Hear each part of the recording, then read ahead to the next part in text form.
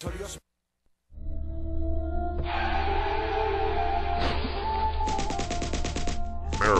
is an addictive drug which produces in its users insanity, criminality, and death. Marijuana is the most violence-causing drug in the history of mankind.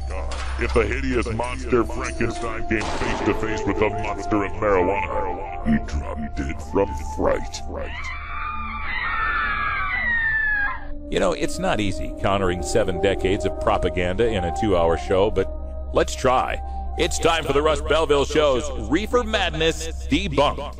2 states legalized marijuana in 2012. It's 2014, and so far the sky has not fallen in Washington and Colorado. But that's not stopping one Dr. Todd Huffman, a pediatrician in Eugene, Oregon, from predicting all manner of danger in store for teenagers now that Oregon has legalized marijuana.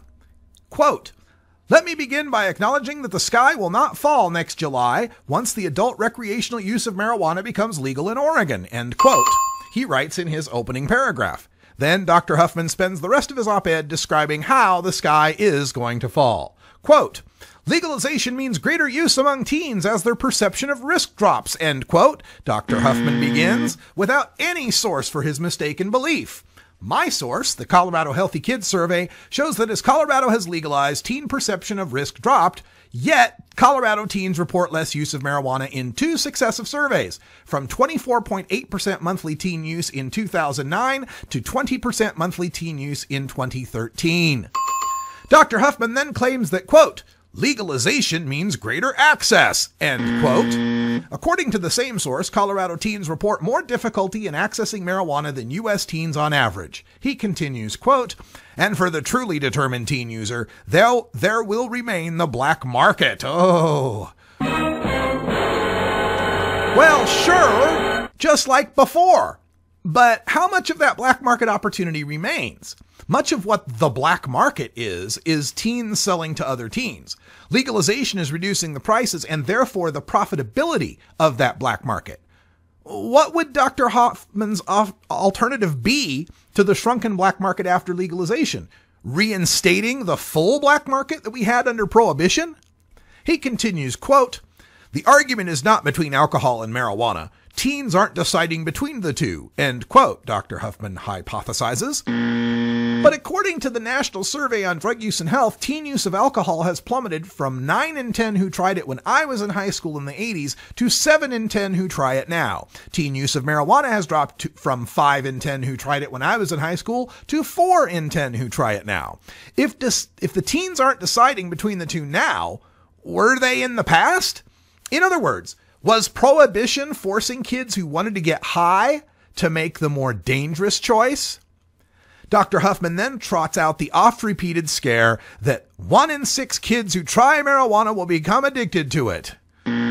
See, addicted is defined in this statistic as someone who uses marijuana 4 or more times per month. So, telling us 1 in 6 teens who tries marijuana becomes an adult who smokes pot on the weekend is hardly the scare that he thinks it is. Dr. Huffman warns us that, quote, "More kids enter treatment for marijuana dependence than for all other drugs combined," end quote. Indeed, this is true, because getting caught with marijuana means being sentenced to drug treatment. That hardly means the kids were dependent, they were just unlucky. Next, Dr. Huffman jumps on the edible scare bandwagon, intoning that, quote, "Calls to poison control centers and visits to emergency departments for marijuana-related physical and mental illness have skyrocketed." Well, hold on, yes, calls are up, but does that mean overdoses are up? When marijuana is illegal, who wants to go to the ER or call the poison control center when that could get you busted? Calls may be up simply because people who don't fear reporting a legal marijuana overdose as much as reporting an illegal marijuana overdose. As the op-ed continues, Dr. Huffman delves further into the reefer madness, explaining that, quote, "Today's marijuana can be so much more potent than the marijuana of yesteryear." Look, there's always been potent marijuana and more potent hashish. Regardless, high is high. Whether you get there smoking 2 whole Woodstock joints or taking 1 modern dab, high is high. Marijuana is non-toxic. Using too much will not kill you. Then Dr. Huffman accepts the latest media misreporting that, quote, marijuana use not only shrinks your brain, but also the number of future opportunities. Hey, what kills your opportunity is when a young person has a criminal record, obstructing housing, employment, and education, or is forced to piss for a job or for a scholarship. And if they were alive, you could ask Steve Jobs and Carl Sagan how much their regular pot smoking shrank their brains and limited their opportunity. But what about the children, Dr. Huffman asks, quote, getting high also impairs judgment, which can lead to risky decision-making. Look, doctor, nobody thinks teens should get high, but really, do you want to compare marijuana and alcohol on the risky decision-making scale?